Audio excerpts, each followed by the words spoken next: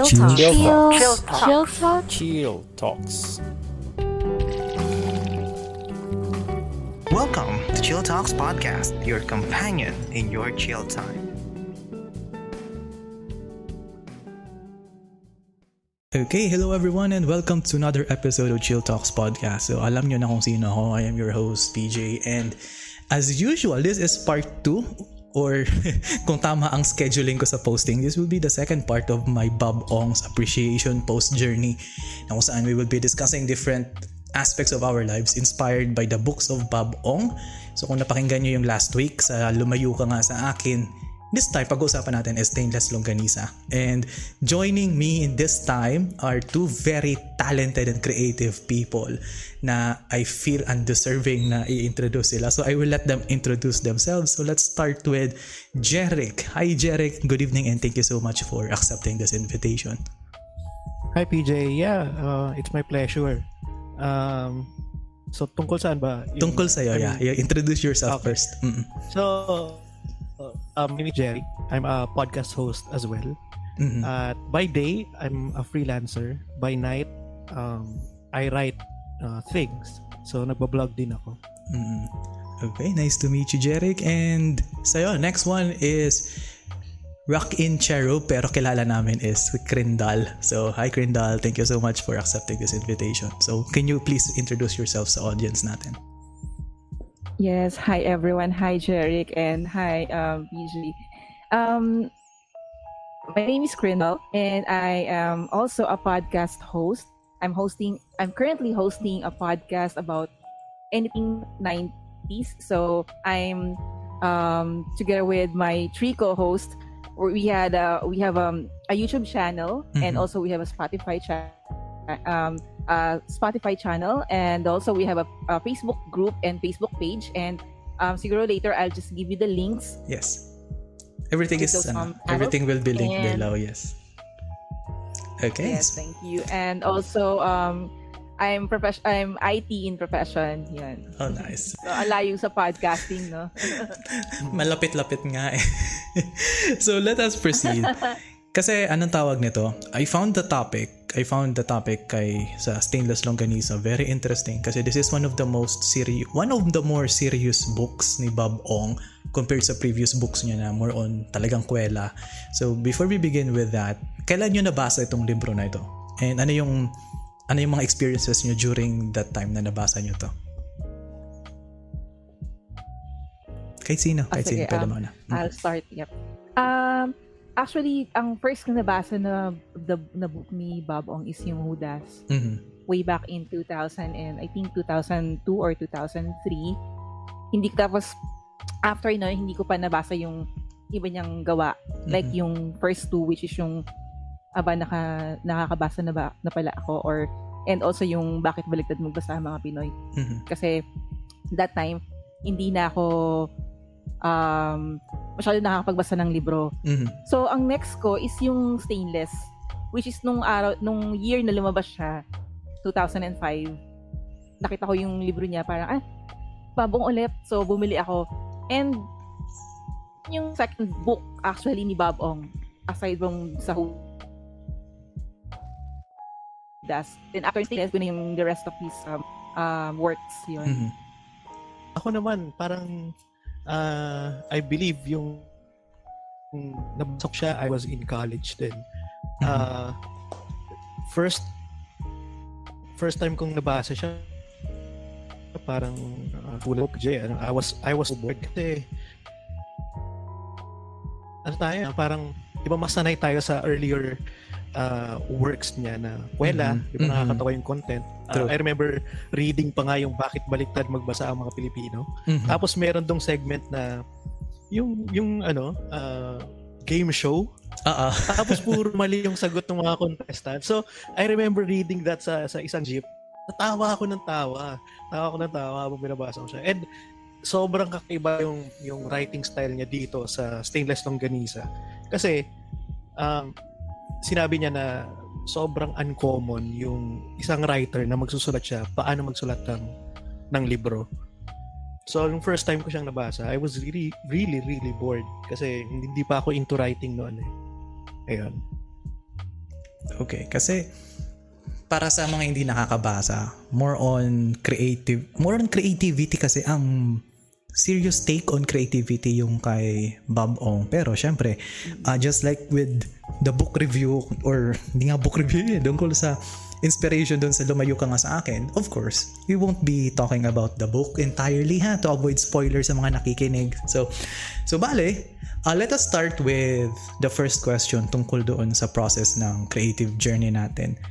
Ano yung common na motivation nyo before writing a book or writing contents for your podcast? Ano yung biglang pumapasok sa isip nyo na, pwede ito maging content? Ako siguro yung connection ko dun sa topic. Mm-hmm. When you see dun sa, like for example sa podcast, kasi certified batang 90s, so kung ano yung topic namin for the week, and nakikita ko na, gusto ko na, or naasan ko siya ng 90s. So, bukod sa pagre-research, na bibigay ko yung experience ko dun sa topic na meron kami. Mm-hmm. And when it comes to writing naman, kasi I started writing, alam niyo yung mga novels nung high school, kasi ako, di ba nauso yung mga Precious Hearts romance, syempre babae ko.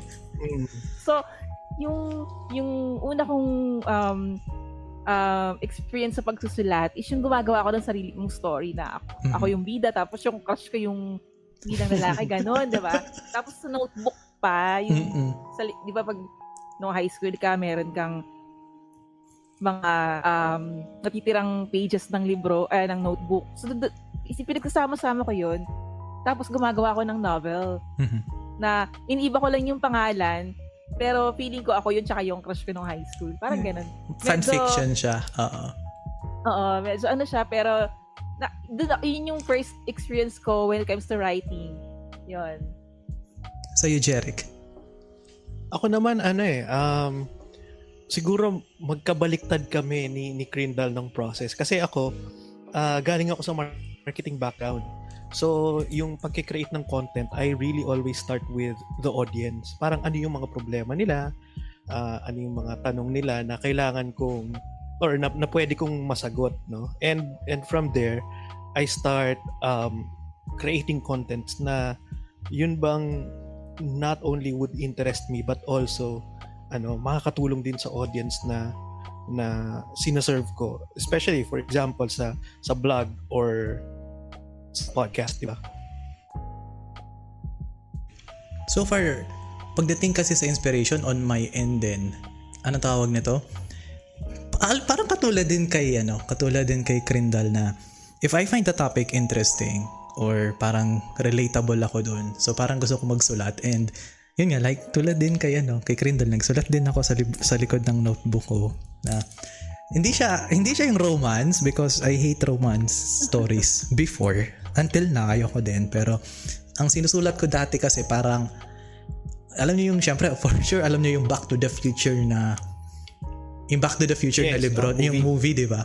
Parang gumawa ako ng fanfiction, nagsulat ako na parang ako yung bumalik in time, tapos nakilala ko yung parents ko, tapos pumunta ako, nakilala ko si Cristo. yung gano'n. That was the first time na nagsulat ako ng grabe. Then, horror stories, nagsulat din ako. Tapos parang during those times, high school, nung dumating ako sa high school, nawalan ako ng ganang magsulat. Parang I find it tiring kasi parang nagsusulat ako for the sake of my own pleasure, tapos wala namang nagbabasa. And even though may magbasa, parang ayokong may nagbabasa. Alam niyo yung ganung feeling, yung you are writing something, you're doing something that you want to share, but at the same time, ayaw mong i-share. So, parang with that kind of mindset, this leads me with my next question. So, when it comes to your writing or any creative works na ginagawa nyo, ano yung usually na humaharang sa inyo para simulan or kaya tapusin yung project na ginagawa ninyo? Ako, syempre bukod sa yung nung high school, syempre ang dami mong projects, assignments, tapos nung college ganun din, thesis ganun. Kasi ang kinuha kong course ng college is computer science. So malayo, dapat puning sana is mass communication, major in journalism, but it didn't happen. So that time, yung passion ko sa pagsusulat, isang tabi ko siya. And katulad nung kay Bob Ong, na parang nagkaroon ka ng parang writer's block, na mental block ka na gusto mo magsulat pero hindi mo magawa kasi may, like ngayon, tayo mga professional lang, may day job. So, nung nag-aaral tayo, syempre, academics. So, hindi tayo nakapagsulat. And kung meron man tayong spare time, syempre, minsan yung iba nasuspend natin sa ibang bagay. So, yung gusto mong nasimulan mo siya, may idea ka sa utak mo na hindi pa nga uso computer nun typewriter pa, tsaka kaya ballpen, di ba? Na isusulat mo siya, kailangan meron kang notebook, tsaka ballpen sa tabi mo para masulat mo agad siya. And then, pag nasimulan mo na siya, then dahil nga busy ka na, hindi mo siya matapos. So, yung isa sa mga major tinatawag kong hadlang. For me, yun yung isa sa mga major na hadlang para sa akin, para tapusin ko yung mga naumpisahan kong isulat. Ganun. Yung parang real life. I'm not sure if it's same with... yung reality. Yung parang adulting kasi, diba? True. So you, Jeric, ano sa'yo? Ano yung common blocks mo since writing is your career, diba? So parang iba siya sa experience namin.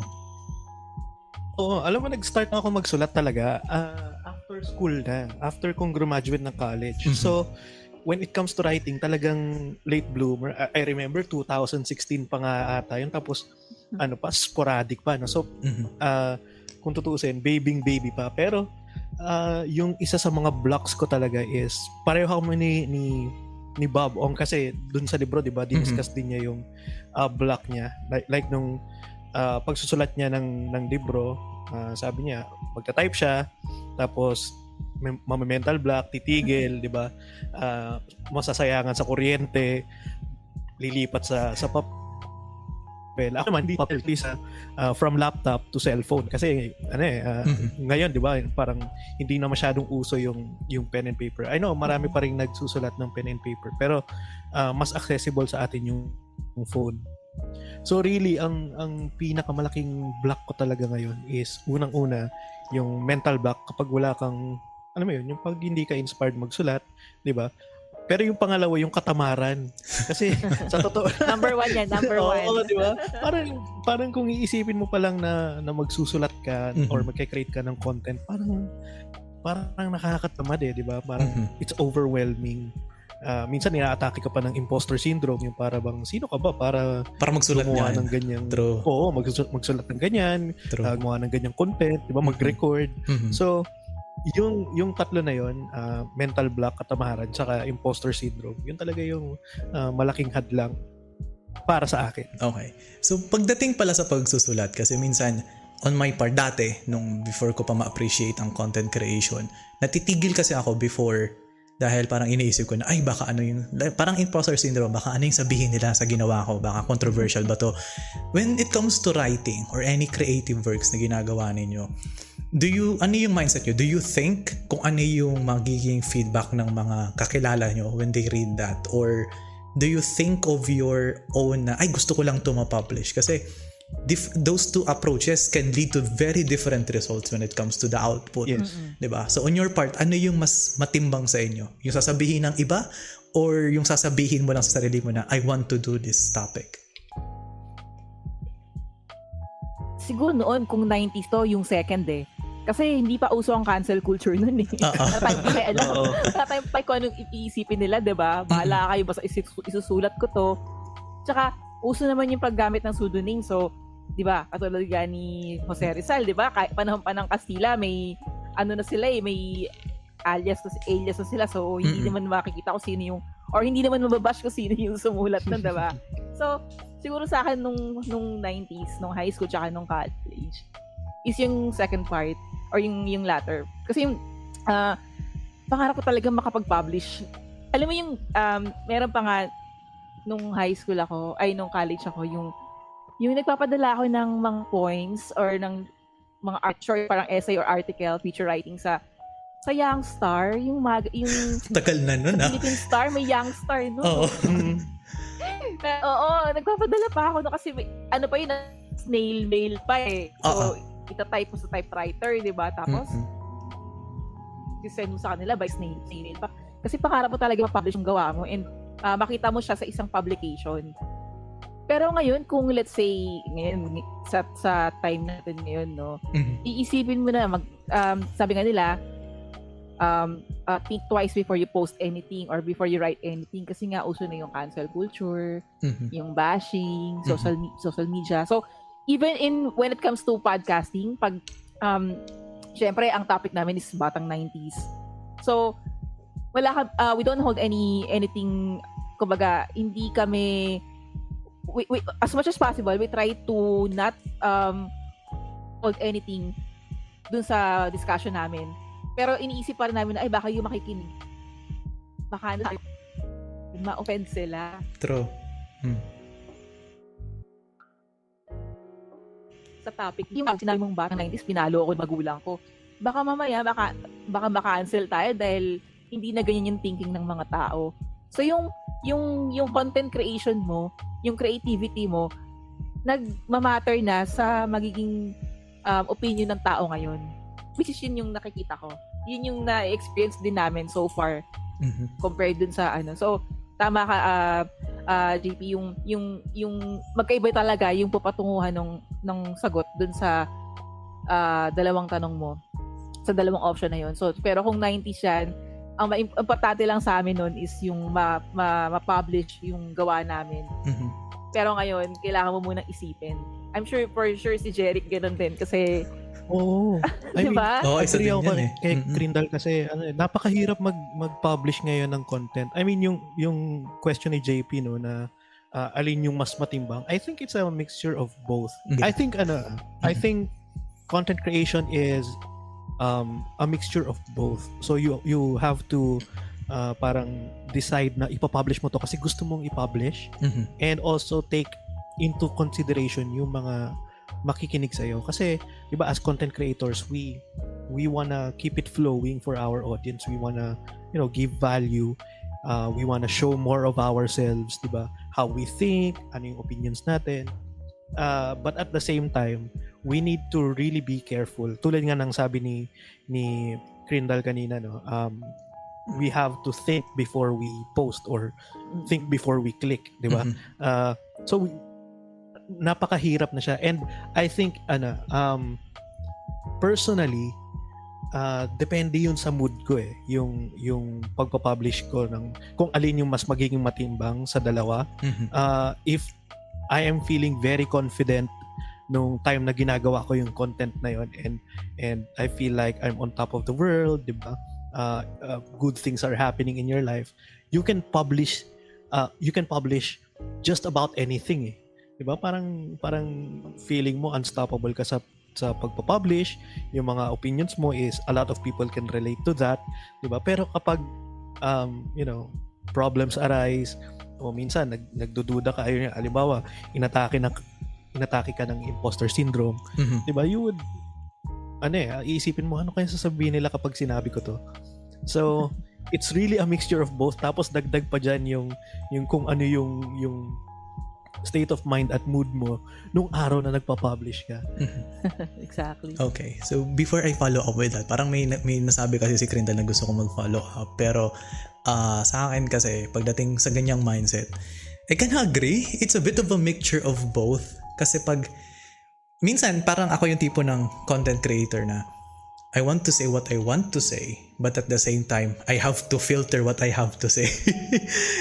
Kasi exactly. Looking back from my previous recordings, pag pinakinggan ko talaga, sabi ko may mga bagay dito hindi ko pwede masabi in public. Kaya I have to cut it, but at the same time, nakakapanghinayang because sometimes may mga episodes kami or sometimes before sa editorial ko, may mga nasusulat kaming topics that we believe can help the audience, but at the same time hindi namin pinapublish due to the fact na yun nga, the cancel culture or yung mga feeling woke ko, no, na-question. Yung mga offend, diba? Oo, yung mga offend, you have to consider that audience, but at the same time kukontrahin mo na naman na what if kung ang focus mo namang audience ay para sa ganito, maybe they would understand. Diba? Madaming conflicts, madaming moral dilemma when it comes to that content creation. And this leads me to this follow-up question do sa sinabi ni Crindal. Do you think nasobrahan na tayo sa pagiging woke or too much awareness with the cancel culture that it hinders our creativity and ability to share interesting content sa mga tao. Oo. Actually, oo. Tama ka dyan, PJ, no?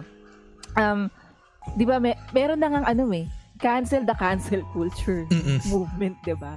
Meron na. And I think, alam mo, ngayon ko lang na-realize as we discuss this, na ang unang-unang troll or ayaw mabash si Babong. Kaya nga hindi siya nagpapakilala, di ba? True. Ngayon ko na-realize na hindi pa uso yung cancel culture, naisip na niyang baka ma-cancel siya kung ipapakilala niya yung sarili niya. At least si Babong, ma-cancel man siya o hindi, it doesn't affect him as a person, but just as a writer. Kasi kahit anong pambabash nila kay Babong, hindi ma-apektuhan kung sino man yung nasa likod nun.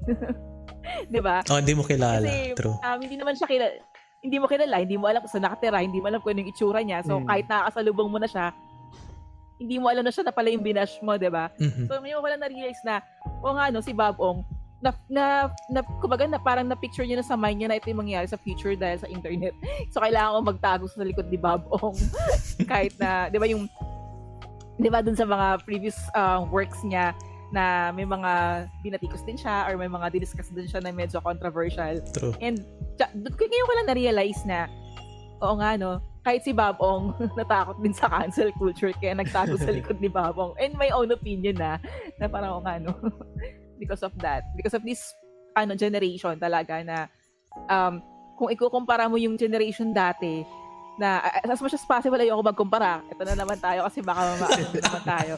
Pero kasi noon kahit magmura ka sa let's say sa radio station yung mga commentators, kahit nagmumura yan, wala, hindi kailangan i-filter. Ngayon kailangan mo i-filter. Hindi ka na authentic. So yung pinag-uusapan natin dito na yung nasabi nyo nga kanina, Jeric at PJ, na yung you have to be in the middle. Nawawala yung pagiging authentic natin kahit gusto natin maging authentic kasi we have to filter our words. We have to filter what we say para hindi ma-offend yung mga social media, yung mga woke, yung mga keyboard warriors, diba? True. Ayun. Sa'yo, Jeric, ano sa'yo? Mag-add lang ako dun sa sinabi ni Crindal, no? Kasi tama ka dun na si Bob kaya siya nagtago sa pseudonym. Or hindi naman nagtago pero gumamit ng pseudonym kasi gusto niyang i-separate yung sarili niya dun sa image na kung sino si Babong. Kaya nga sabi niya dun sa libro, I hope okay lang to, no? Magbanggit ako ng something dun Sige lang. sa libro. Kasi sabi niya na sa susunod daw na susulat siya is ang gusto niya magsulat din ng fiction, 'di ba, ng novel types. Tapos natatakot siya or maraming nagsasabi sa kanya na hindi papatok 'yon kapag ang ginamit niyang pangalan ay Babong. No? So sabi niya baka sa susunod susulat siya gamit yung ibang pseudonym. Pero thankfully hindi niya yung ginawa kasi ang dami niyang mga bagong libro na ganun yung type ng pagkakasulat, storytelling, novel type na pasok pa rin, parang napakaganda pa rin na siya yung nagsulat nun at ang ganda ng pagkakasulat niya na hindi mo i-confuse dun sa mga earlier niyang gawa. So ayun, nadagdag ko lang, pero to answer the question, yes, unequivocally, parang totoong na tayo, we've gone way over the limit, parang sobrang masyadong maraming tao na yung sobrang daling ma-offend ba na just because someone is publishing an opinion or a belief na hindi aligned dun sa kanila, they would cancel it. Parang nawalan na tayo ngayon ng chance to really be, authentic and really show who we are. Unlike nga kaya nakarelate ako doon sa sinabi ni Crindal kanina na unlike noon, no? Hindi naman tayo nagkukumpara pero parang ganun na nga. Na unlike noon, you can say anything you want at kapag may na-offend is okay lang. They would just voice out their own opinions then, no? And rebut dun mismo sa opinion, hindi papatamaan o sisiraan yung tao, no? Pero yung opinion yung nire-rebut nila. So I think yes, we've gone way over becoming wokes, a woke generation. Kasi kung titignan natin, pagdating, naalala ko kasi yung history ni Bob Ong. I think the name itself, Bob Ong, became controversial kasi parang inspired siya sa bobong Pilipino, bobo ang Pinoy. Oo. Di ba? That was the inspiration. Di ba? That was the inspiration of his pseudonym. Kaya that time, marami talaga. Parang isa yun sa mga nag-push sa kanya nang hinayang siya na mag-continue ng writing kasi nga yung ganung feedback, pangalan pa nga lang niya, grabe na yung feedback, what more yung content. Oo. 'Di ba? Kasi that time bobong Pinoy kasi syempre 'di ba, bobo ba yung Pilipino, and some of his takes, lalo na kung mababasa niyo yung, I think for sure nabasa niyo sa audience kasi if you read yung bakit baliktad magbasa ang Pilipino, hanip ang tirada nun sa gobyerno. Hanip ang tirada nun sa sistema ng mga Pinoy, ugaling Pinoy. Even yung MacArthur, one of his darkest books, talagang if feeling offended ka, mau-offend ka sa librong yun. Kasi parang kumbaga, yung glorifying. MacArthur parang yun yung isa sa mga nagpaumpisa ng kumbaga indie movies, di ba? Oo. Kasi napakaseryoso. Napakaseryoso. Sabi daw, glorifying violence, glorifying drugs. Pero napakaganda ng pagkakakwento niya dun yes. Sa MacArthur. On which case, sobrang ganda. Yun yung problema na ngayon sa creativity. Parang, you want to present the reality, but at the same time, if you present kung ano yung totoo, people would take offense to that. Yun yung nakakalungkot. Kaya that's why we filter our words even though gusto natin magsabi ng totoo, ng practical. But since we consider the audience, yun nga, sometimes, kaya dun ka mahahati, nagkakaroon ng moral dilemma. Even in YouTube, sa vloggers, di ba? Yes. Tulad ni Krinda, like she said, I kinda agree. Parang nawawala yung authenticity ng isang content creator if you focus too much kung ano yung gustong sabihin ng audience rather than being who you are. Kaya parang, yun nga, this will lead to my next question. Kasi, during those times na nabati ko si Bob Ong, he still continued to do what he did. Diba? So, on your part, ano yung mga naghinder sa inyo or sino-sino yung mga tao, kahit kung yun na pangalanan, please, sino-sino yung mga taong naghinder sa inyo in pursuing creative work, and how did it feel na kung saan na-overcome nyo yung ganong feedback? Kasi di ba usually yun nga, like sinabi ni Bob Ong gusto niya na mag-stop but still he pursued. On your part, did you feel that kind of obstacle as well? Ako, siguro hindi siya yung tipong na-hinder ako because I was bashed or I was parang napuna ako. Mm-hmm. But yung kasi nung syempre batang 90s na naman tayo. Nung college ako, ano yung gusto kong kunin nung college, gusto ko mag-mass comm, gusto ko major in journalism kasi gusto ko magsulat, gusto ko maging writer, gusto ko mag-publish ng libro. Yung parents ko, ang sabi nila, walang pera dyan. So, wag yun ang kunin mo. So, yung creativity, yung lahat ng naipon kong ideas, naipon lang siya sa utak ko. Until dumating ako sa time na eto, nagtatrabaho na ako, kailangan kong ilabas to, yung creativity ko. Kung kailangan ko siya na ilalabas, tsaka naman dumating tayo sa digital age wherein, yun nga, marami na tayong kailangang isipin. So, hindi na siya katulad nung dati. And, isa sa mga, like, balik tayo sa question mo, PJ, yung sino yung humadlang sa'yo or ano yung na-experience mo na ganun. Sa pagpa-podcast na lang, before, yung isang co-host ko, because he doesn't want to be bashed or he doesn't want to be called out, gumamit siya ng avatar. So, kasi nagpi-Facebook live kami, and then yung recording na we put it on Spotify. So, siya lang yung naka-avatar. While kami, yan, as is kung ano yung nakikita nyo. Kasi he's afraid that people who knows him, who might be able to watch him doing the podcast, will say something bad dun sa mga topics namin. Like, syempre, medyo may marami din kaming mga controversial na topics and na pag-uusapan. So, may time na dumating yung naka-avatar lang siya and then gumagamit din siya ng pseudonym. And then, siguro nung dumadami na yung mga supporters namin, nag-start na siyang humarap sa camera. Pero still, gumagamit pa rin siya ng ibang pangalan. Pero, nakikita na yung mukha niya. So, alam na ng mga tao na siya yung si Mr. Ganto, ganyan. Yun. Kasi natatakot siya na baka ma-cancel siya and mabash siya dahil nga medyo controversial. And siya pa naman yung sa podcast namin, siya yung talagang magmumura siya. Yung walang filter talaga. Walang filter. Oo. Talagang pag yung words na lumalabas sa bibig niya, talagang Yeah, so yun. I can understand that. Sa iyo, Jeric, ano yung experience mo sa ganun? Sa akin naman, thankfully, wala pa akong experience na kung saan na-discourage ako ng ibang tao. No? Mm-hmm. Pero more on, ako yung nagdi-discourage sa sarili ko. I'm sure a lot of people would relate to that. No? Yung para bang, pag nakakita ka ng someone na magaling magsulat, no? Or nakapagbasa ka ng someone na sobrang galing magsulat, na parang may isip mo, hindi naman ako ganyan ka-talented eh. Mm-hmm. Diba? Bakit ako magsusulat? So, yung bang mga ganong opinion natin sa sarili natin, I think it's really one of the things na naghinder sa akin, especially sa pagkikreate ng content. Kasi for the people na nakapagbasa ng mga sinulat ko, nagagandahan sila, pero yun bang yung sarili mong standard na alam mo kasi na may mas magaling pa.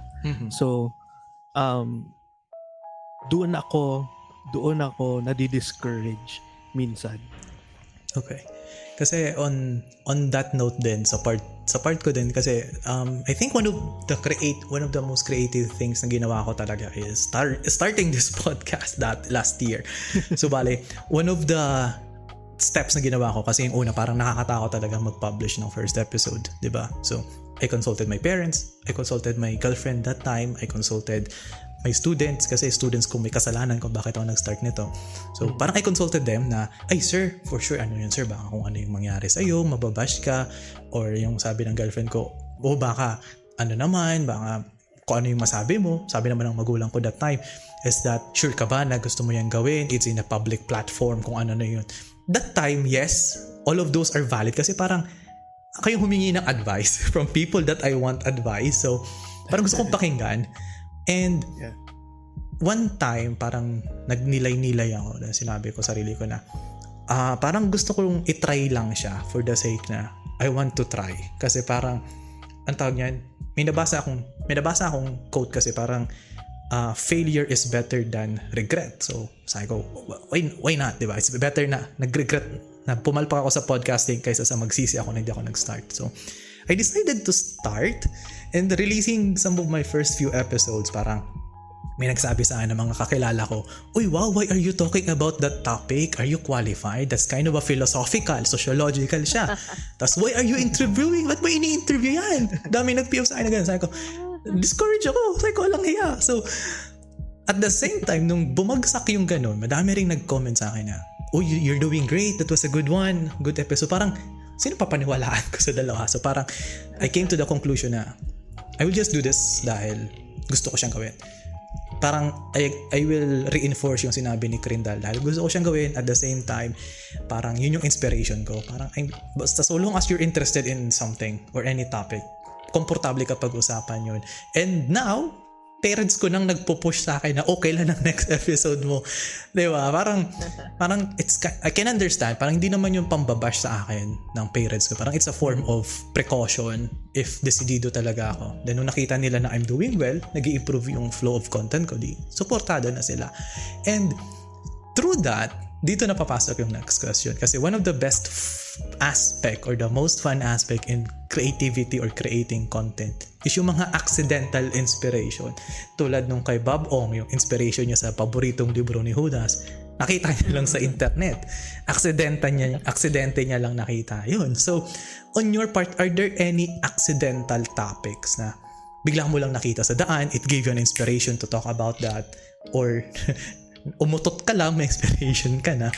Did you have any those, may mga ganun ba kayo na experiences? marami-rami na din. Kasi ako kasi lagi kong iniisip na kung naisip ko siya, maaring naisip na rin ng iba. So why patatagalin ko pa? So kailangan ko na siyang ibigay yung, kumbaga kailangan ko na siyang gawin or else may mauuna pa sa akin. So, may naisip ako or something na, ay, maganda to, kailangan kong gumawa ng topic about this. Sabihin ko na kagad sa mga co-host ko na, guys, may naisip ako, kumbaga pag-aralan na natin, planuhin na natin, tapos gawa na natin ng content. Kasi hindi mo alam, baka mamaya may ibang makakaisip din nun, mauna sila. So, baka magmumukha ka pang copycat. So, mabuti pang gawin na natin or execute na natin. Huwag nating patagalin. So, maraming ganun. Maraming instances na ganun. And like, yung sa pagsusulat din. So, I remember nung college, meron akong isang naisip na isulat. Siyempre, ako na naman yung bida. Iniba ko lang yung pangalan. Tapos yung crush ko na naman yung bidang lalaki. Iniba ko lang din yung pangalan. Tapos sinubmit ko siya sa teacher ko kasi meron kaming parang book or gagawa ka ng something na story, ganyan. Tapos parang a few years after, nakita ko siya sa Channel 2. Same nung story ko, yung story nung kay Claudine tsaka yung kay Carlos Agassi. Sabi ko, wait, parang ganyan yung sinulat ko Ganun, parang, so, kung hindi ko pala siya sinulat agad, hindi ko masasabi na baka mamaya nauna siya or ginaya ko lang. Pero parang naisip ko, nauna ako dun Yun, yung mga ganun, yung mga accidental na sinasabi mga PJ. Para sa akin, kailangan mo siyang i-execute agad or kailangan mo siyang gawin agad or else baka maunahan ka ng iba kasi hindi mo alam, naiisip na rin pala nila yung naiisip mo. Yun. Sige, sa'yo Jeric, ano yung sa'yo? Tingin ko lahat naman ng nakaligo na nagkaroon na ng spark of inspiration. Kasi di ba, I'm sure doon tayo nakakaisip ng mga inspired nating ideas. No? Pero one of the things na nagustuhan ko rin na sinabi ni Bob dito sa libro is yung magbasa ka ng libro. Yung sa pinakadulong paragraph ito nung Stainless Longganisa. Yung sinabi niya na magbasa ka ng libro kasi tulad ng sundot kulangot, di ba? Mas maganda kung may masusundot ka sa karne sa pagitan ng tenga mo. Doon ako nagsimulang ma-in love sa mga libro kasi sa totoo lang never akong nakapagbasa ng buong libro buong time na nag-aaral ako aside sa mga libro ni Bob Ong. So, siya talaga yung unang author na nasimulan ko at natapos ko yung mga libro niya. Konti lang naman yun Aba na nakakabasa tsaka Stainless Longganisa tapos yung Alamat ng Gubat, di ba? Tsaka yung kay Judas, no? So, yung pagbabasa ng libro, it gives me random ideas na pwede kong i-share sa mga taong nagbabasa ng blog ko or maaring makapakinig ng podcast na hino-host ko. For example, yung isang article na sinulat ko na maraming nagandahan, yung How to Make People Feel Safe. Hindi ko na maalala yung libro mismo na binabasa ko, pero while I was reading that, pumasok lang yung idea na yun sa akin and I was inspired to do that. So katulad ng sabi ni Crindal, ginawa ko agad, sinulat ko agad siya. And in just one sitting, nakapagsulat ako ng mahabang article which maraming nagandahan. So yun, I feel like kapag nakaligo ka na, 'di ba, nagbabasa ka ng libro, maraming inspirasyon na papasok sa iyo sa paggawa ng mga content, mga topics. True. Tapos i-add ko lang doon kasi one of the misconceptions of the younger generation. So part ako doon So part ako noon, even the early 90s, I think millennial pa naman ako, pero part of the challenge ng generation namin is that parang ang tingin kasi namin is when it comes to inspiration, darating na lang yan. Which is from my experience, that's not always the case kasi usually inspiration will come pag ikaw ay involved din, like yung sinabi ni Bob, o sinabi din ni Jeric, nagbabasa ka, nanonood ka ng kung ano-ano, kasi it only takes And then it will only enter pag ini-immerse mo rin yung sarili mo in other creative content. Yes. Kahit di ka magbasa ng libro, manood ka ng pelikula, you will be inspired to do something. Kasi ang iniisip kasi ng iba, you will be motivated, you will be inspired kahit nakahiga ka lang sa kama. Which is not the case. Kasi dati yan ang isip ko. Kala ko papasok na lang yung topic sa akin. Just like that. Pero mas mabilis pumasok ang mga ideas pag nagsusulat, nagbabasa. And, di ba, one of the things na, since yun, lahat tayo nag-host ng podcast, so kung ba may solo episode tayo, we have to write a script. Kasi we have to write a script. We have to write an outline. And one of the challenges sa part ko is, mahilig ako basta yun, procrastination. Hindi ko masabi. Yan. Mahilig ako dun, and usually last minute lang kasi parang sa sobrang pagod ko sa school, sobrang pagod ko sa work, parang ayoko magsulat. Saka na, ang recording ko naman is Friday pa naman recording ko. Thursday na ako gumawa ng script. Pero during those times, parang ito rin na na-realize ko sa sarili ko, if you set a deadline in your creative works, parang you will be more inspired.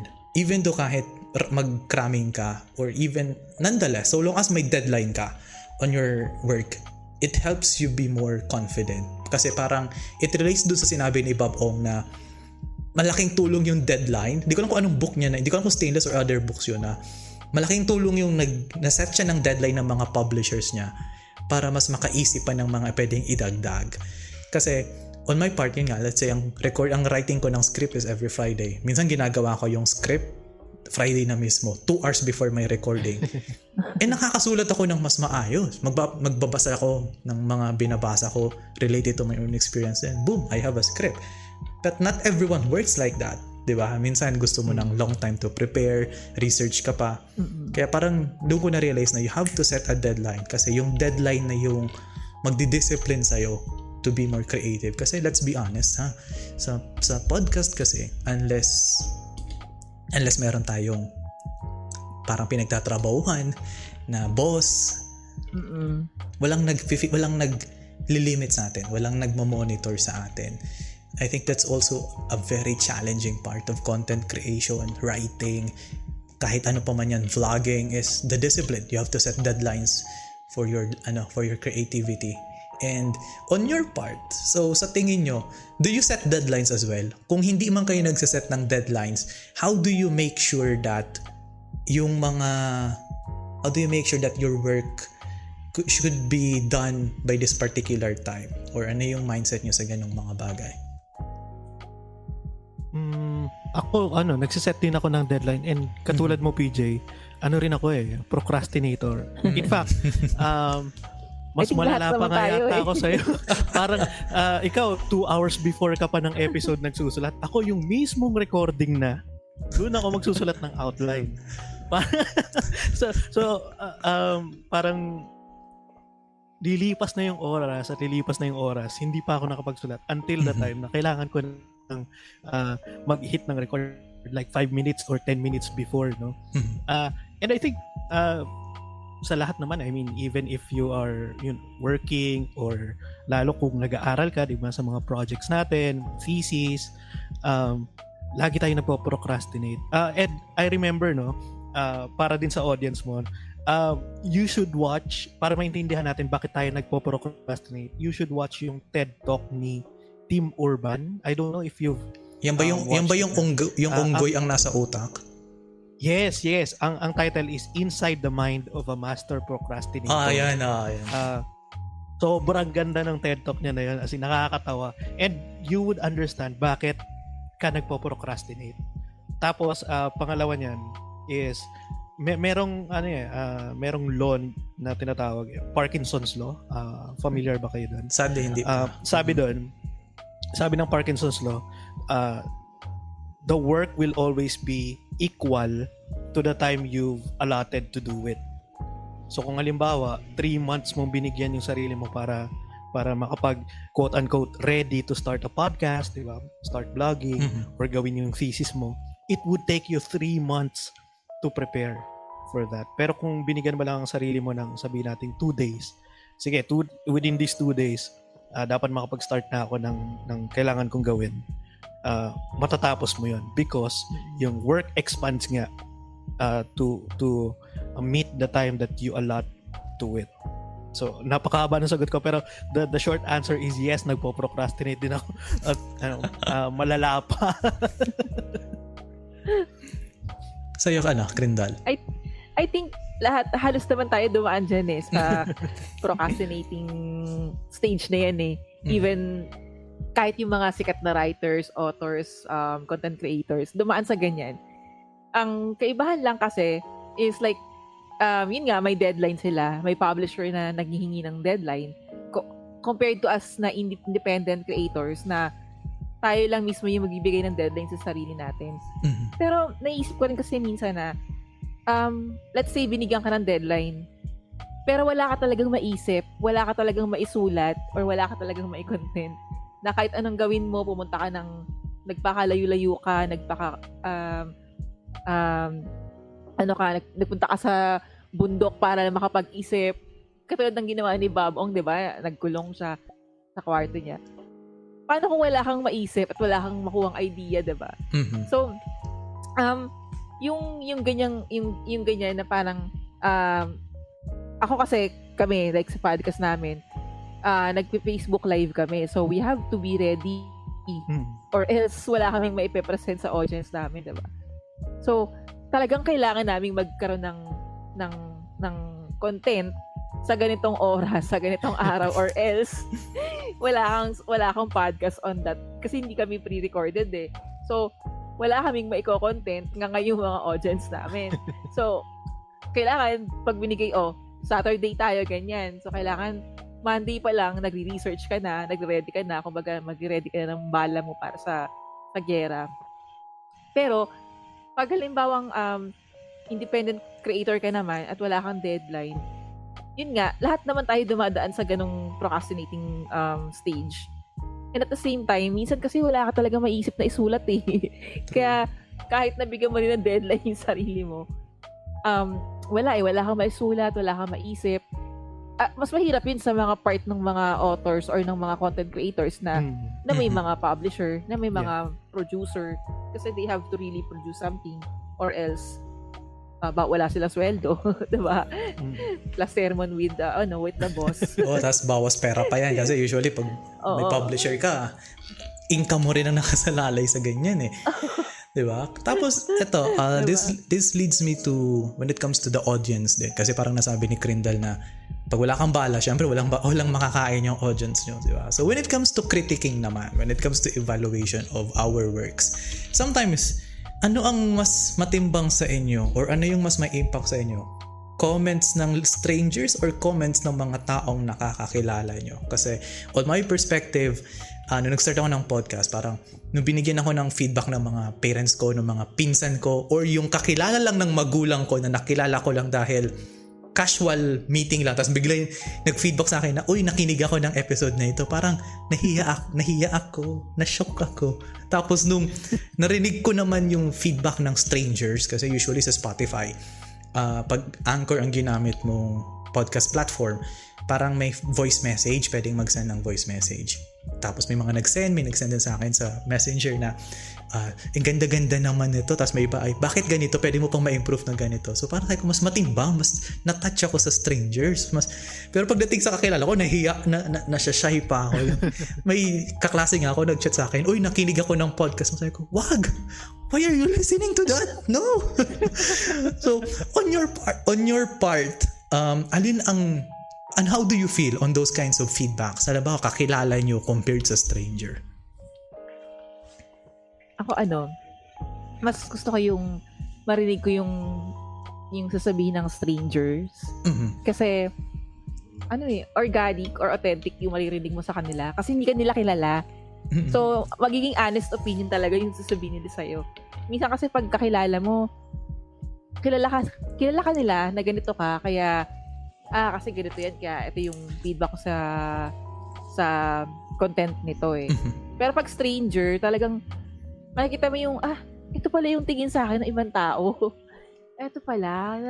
Parang, ako kasi, like for example, when it comes to my voice, isa sa mga weakness ko or parang ano ko yun, yung boses ko. Parang hindi ako nagagandahan sa boses ko pag naririnig ko sa recording. True.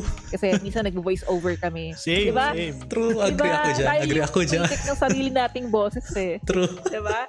So, sabi ko, hindi naman, ang pangit ng boses ko, i-record natin yung voice over dun sa intro, sabi ko sa mga co-host ko. Mhm. And then may maririnig ako na comment from other people na napadaan sa podcast or nakapanood ng live na parang, ang cute yung ni Miss Crindal, gano'n, ni Tita Kay, ganyan. So, talagang pangit ako sa boses ko. So, siya, gusto ko yung tawa ni Miss Crindal, ganyan ko, inis na inis kaya ako sa tawa ko, parang gano'n. So, mas gusto ko yung sa stranger, kasi hindi ka nila kilala eh, hindi nila alam kung ano yung pinanggagalingan mo, hindi nila alam kung ano ka, pero nakapagbigay sila ng honest opinion. Okay. Minsan kasi pagkakilala mo, may pasikretong pa yan eh, yung, ang galing-galing mo. Oo, yun. Pero pagtalikod mo, Plastic mo naman. Plastic. Sa'yo, Jeric, ano yung... Hindi naman maganda yung Oo, hindi naman maganda yung episode. Sa akin, relate ako doon sa sinabi ni Crindal na sobrang pangit ng boses mo sa recording, 'di ba? Parang ako halimbawa pag nakikinig ako ng episode ko, parang ano ba 'yan? Ba't ganyan yung boses mo? Parang naman. Pero marami nagsasabi na ang lambing naman ng boses mo, 'di ba? Parang napaka-caring, 'di ba? Pero pag ako yung nakikinig, parang yak, 'di ba? Parang nakakasuka. True. Pero kung sasagutin ko yung tanong, no,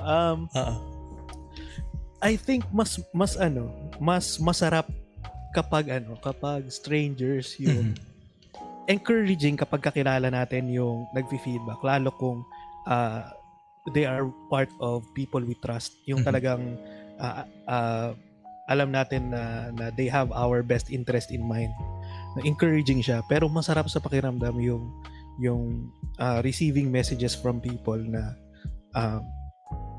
ipagpatuloy mo yung pagpapublish ng podcast, 'di ba? Nakikinig kami sa iyo.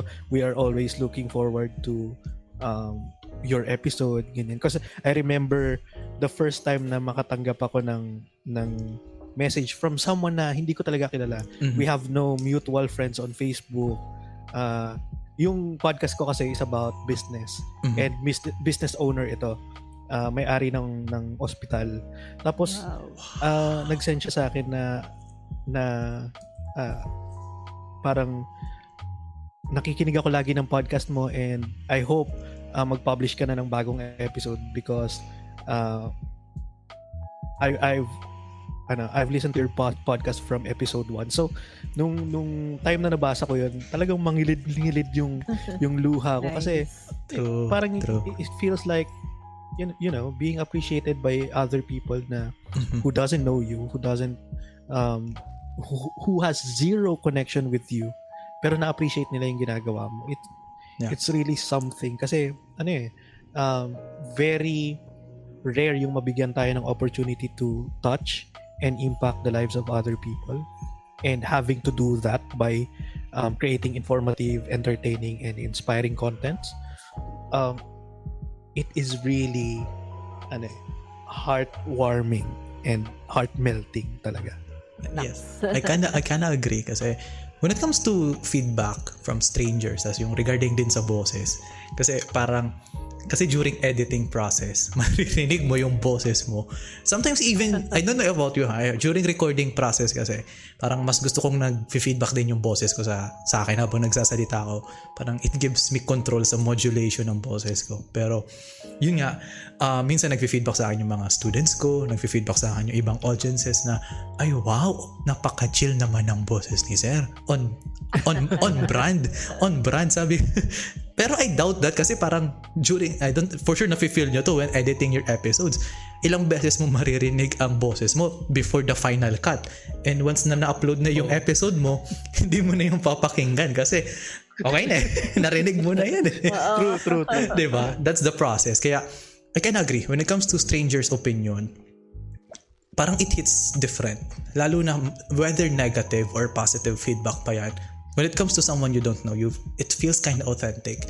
But syempre, kailangan mo rin i-weigh out whether legit ba talaga yung feedback or parang nagtotroll lang sila. Tas kung sa kakilala mo naman, obviously, sa harap mo, they will praise you for that. Lalo na yung kilala yung personality mo. So parang, they are not separating the artist from the art. Ika nga, yung nakikinig nga sila ng podcast mo pero feel nila you are still speaking as you, as Jeric, as Grindal, or as PJ. Di ba? Parang they are not, di nila nakikita yung barrier na you are putting up a certain persona. Of course, let's be honest. Pagdating sa mga podcast, di natin pwedeng masabi na 100% kung ano yung naririnig mo sa podcast. Ay, yun yung ganun yung taong yun. No, I don't believe that. Exactly. May mga nagsabi sa akin na, "Sir, you're so genuine." Sabi ko, "No, I'm not genuine." Pagdating sa ganyan, all content creators, actually filtering my words. Oo, filtered yung mga kung I will show my truth. Baka iba ng usapan niya. Kaya parang ano nga dyan, pag pinakita mo yung recorded, no? Sa mga kinakat mo dun sa ipapublish mo na sa platform, napakadami mong tinanggal. True. No? Kasi nabubulol ka, di ba? True. May mga di ka mabanggit na word. True. Kasi yun talaga, parang let's be honest, even Bob Ong said himself na kung ano yung nababasa mo, hindi siya talaga yun. Parang he is just sharing some of his experiences or yung mga kwento niya. It does not reflect entirely kung ano siya. I think nabasa ko yun sa nakakabasa na pala ako na yung tipong ayaw niya magturo at the same time parang parang inurong niya may inurong siyang statement na gusto niya yung mga teachers pero yun nga ayaw niya daw magturo. Yung mga ganun. Kasi let's face it, when you are doing something creative, as much as possible, you want to present the best version of yourself when doing, let's say, writing, podcasting, di ba? You want it to be the best kasi you want your listeners, you want your audience to receive the best as well. Parang on that note, kasi doon nagkakaroon ng magandang feedbacking, di ba? Kasi kung kakilala mo, never ka makaka-receive ng constructive criticism. Unless it's your parents. Personally, my greatest critics are my parents. Wala silang filter magsabi ng kung may mali, kung may nasabi akong mali or taliwas sa opinion nila. They won't hesitate to correct me, and that's okay. Diba? Parang we kinda need that one. And also, yes, since yun ang journey natin, diba? From creative blocks, from challenges from the audiences. So, to end this, parang one of the last segments of this episode, on your part as a content creator, ano yung mga learnings na nadala nyo? Kasi, let's face it, during content creation, you try and fail. That's common. So, on your part, what was your greatest failure as a content creator and how did you overcome that? And until now, ba naglilinger pa rin ba sa utak niyo yung ganong failure? Siguro madaming factor eh. Mm-hmm. From the time na nag-start ka until ngayon sa journey mo. Number one factor sa akin, for example, is yung equipment. Dati, cellphone, yung microphone sa cellphone lang yung gamit ko. So, medyo nagcha-choppy pa ako sa podcast. Mm-hmm. And then, natutunan ko kung paano magkalikot ng sarili kong hardware para pagdating sa podcast, ready na ako. Ganyan. So, ngayon medyo bihasang-bihasa ka na, may mga ganto-ganto na, may mga equipment ka na. Tapos yung syempre, dati, yung, alam mo kasing maririnig ka ng tao or pakikinggan ka ng tao. So, yung mga first few episodes mo, andun yung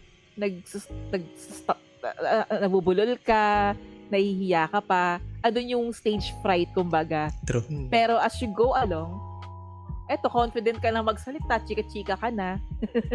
Nakakapag-guest ka na sa ibang podcast, diba? Dati, hindi ka makapag-start ng conversation ng tuloy-tuloy dun sa mga co-host mo. Kailangan ka pa nilang engage. And then, of course, yung quick thinking mo when you're speaking in front of your recording or your podcast or your live. Mm-hmm. Dati, may script ka talaga, as in may notebook ka kasi baka may malimutan kang sabihin, naka-notepad ka sa harapan ng computer.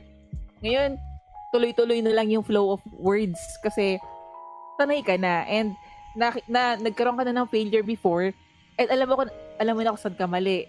Di ba, tayong mga podcast creator, pinapakinggan natin yung recording natin. So, we tend to, ang dami kong arms, ang dami kong feelers, ang dami kong, yung hinga ko ganito, yung modulation ng voice ko. So, ngayon, medyo, nababawasan na yung mga parang, likes, mga ganon. Nababawasan na siya. Kasi, kinikriticize mo yung sarili mo. Oh my God, ano ba? Kung nyo ba ako? Ba't ang dami kong likes? You like, parang. So, diba? Na-experience nyo yun, diba? So, ganon din sa pagsusulat. Dati, yung sulat mo parang, ano ba yan, ang cheesy. Ngayon, kasi I still keep my old, yung mga sinusulat ko na yung kay Crush. Pag binabalikan ko,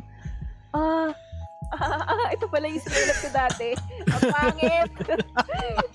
Kadiri. Parang ganun. Yan, medyo ano na, di ba? More on self-help na, motivation. Ganyan na yung susulat mo. Yun yung mga na based from my experience as a writer and a content creator. Ito yung dati, hindi mo ako maririnig na magbibigay ng ganitong advice or opinion. Mahihiya pa ako. Ngayon, very confident na when it comes to telling ko ano yung mali, ano yung experience ko, ano yung dati ko, yung hindi ko na ginagawa dati. Ngayon, yan. Okay.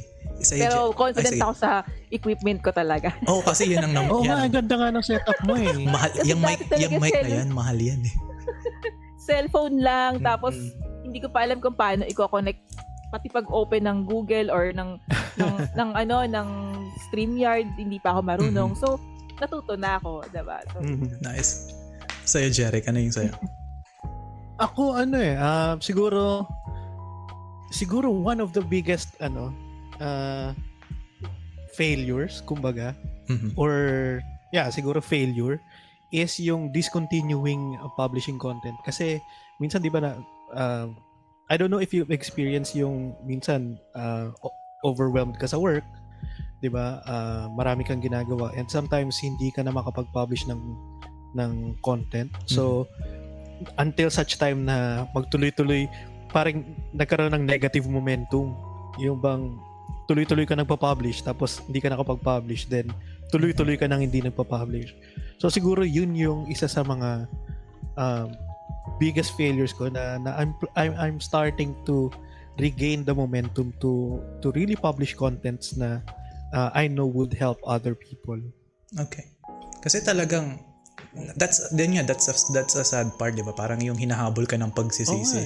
Kasi yung tipong na-experience ko din yan. I almost stopped this podcast last year. Parang ang mindset ko after the new year, ngayong January, ang focus ko lang trabaho.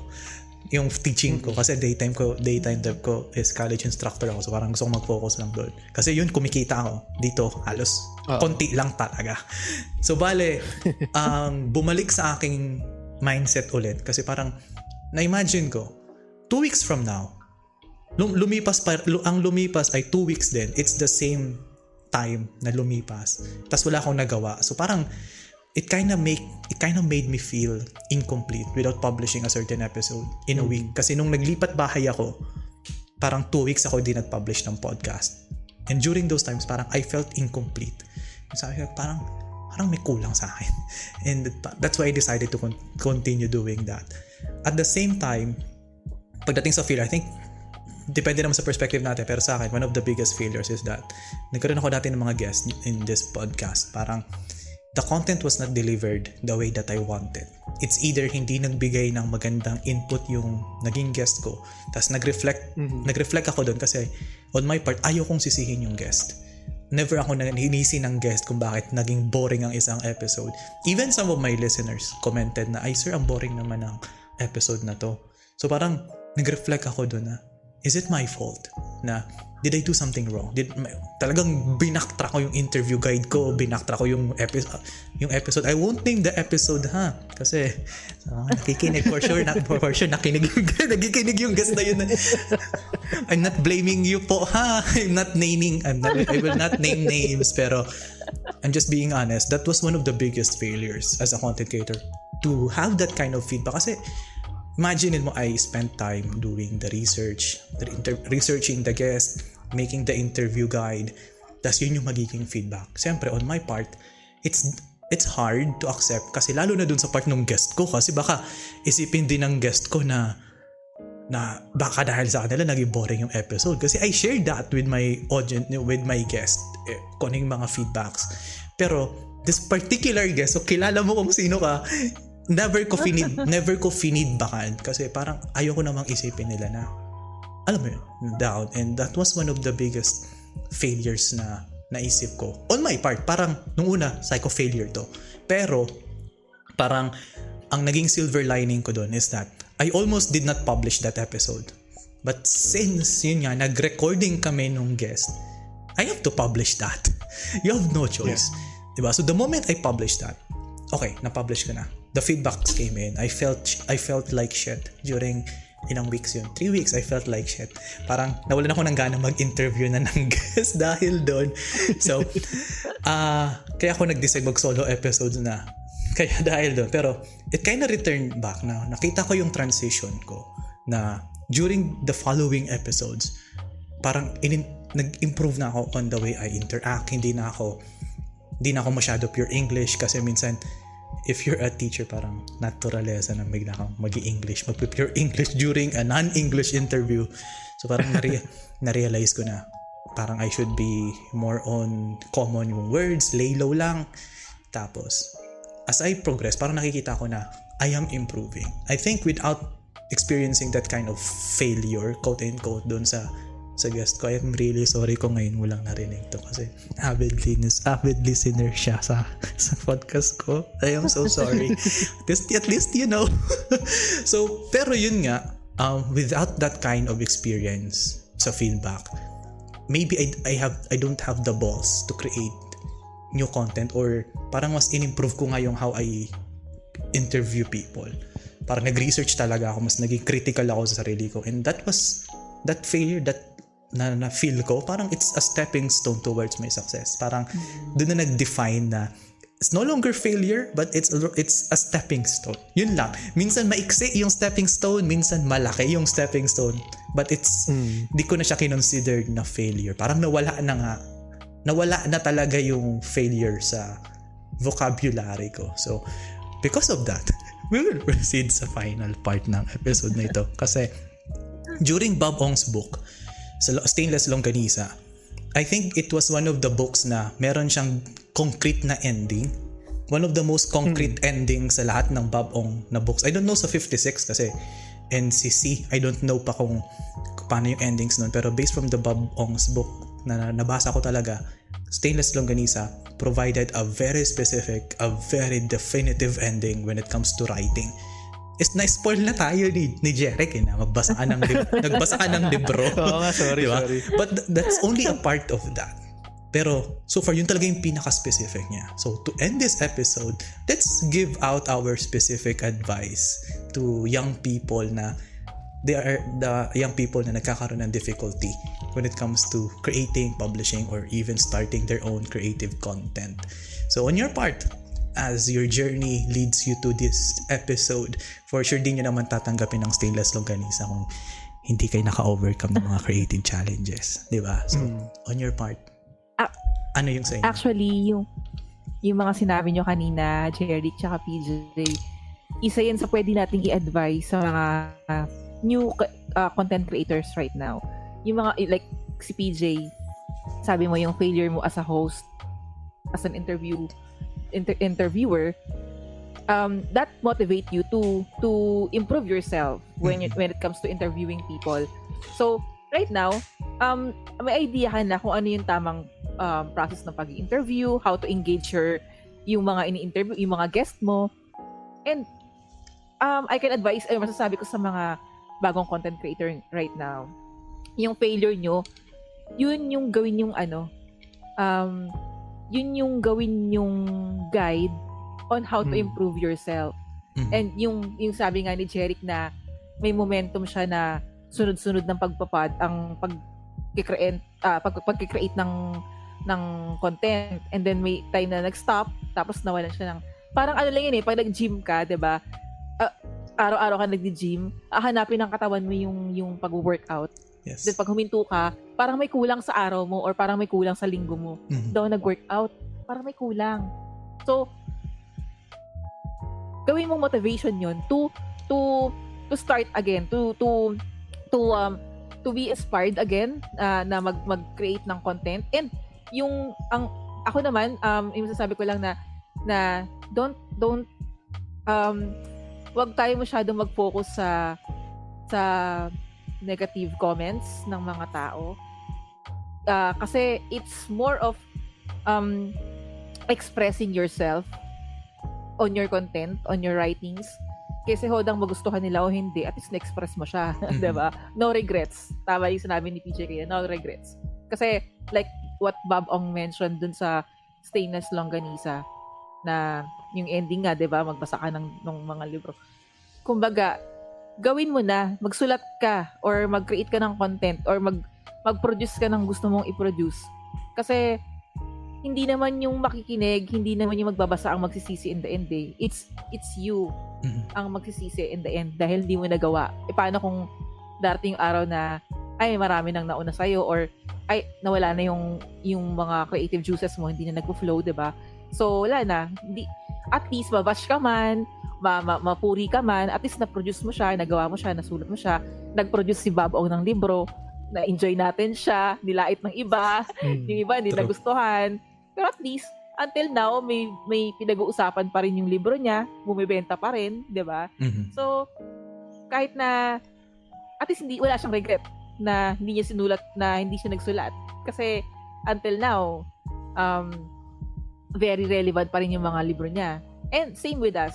And sa mga young creators and yung mga bagong creators ngayon, yung mga bagong writers, yung mga aspiring writers, don't stop. Just yung mga failures nyo, yun ang makakapagpa-improve sa inyo. Like what PJ did and what Jeric did, what I did to my podcast, to my writing, di ba? So yun. Sa'yo, Jeric. Sa'yo, Jeric, ano sa'yo? Bago ko sagutin, no?